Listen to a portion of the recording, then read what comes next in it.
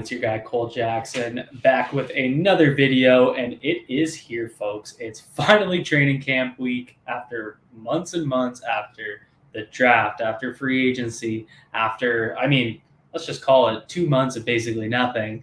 It's finally here. It's time for Baltimore Ravens training camp. Veterans are reporting tomorrow. And rookies reported last week. And obviously we saw Lamar Jackson entering the building. Pretty common for QBs to be in the building for even before veterans report.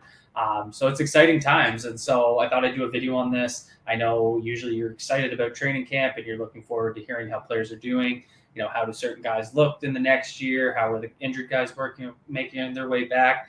But let's not forget the first thing we're going to hear about this week is the Baltimore Ravens conditioning test, and guys that pass it or guys that fail it. Feels like every year we have at least one guy that fails the conditioning test on their first attempt. And so it raises the question, what is the Baltimore Ravens conditioning test? And that's what I'm going to look at today.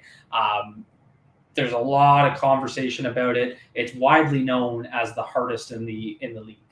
You've heard guys like outside free agents like Dominique Foxworth talk about it. You heard Steve Smith Sr. talk about it. We've seen some of the bigger, heavier players struggle to pass it. So it's definitely got its reputation. So let's take a look at it and see what exactly is the conditioning test. So when players show up in order to pass or in order to start training camp, they have to pass this test.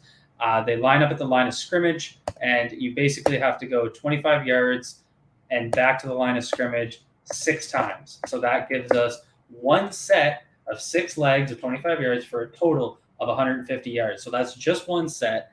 And the time required to do it varies by position. So for offensive and defensive line, you have 32 seconds to complete that set. Tight ends and linebackers, 29 seconds. Wide receiver, running back, DBs, 27 seconds. And then you have to do this for a total of 6 sets. And so in between each set, you get a rest time of 64 seconds. And so grand total at the end of the 6 sets is 900 yards. And so this is where you hear it get talked about quite a bit because that is quite strenuous. There's a lot going on. And I mean, what this test is really doing is testing your ability to recover in that 64 seconds in between sets and then still hit your time. So, from what I've read searching around the league, it sounds like the biggest difference between the Baltimore Ravens test and other tests is the 25 yards. Usually it's 50 yards and back for less time. But the amount of times you have to slow down and accelerate within your set is really what makes this so tough.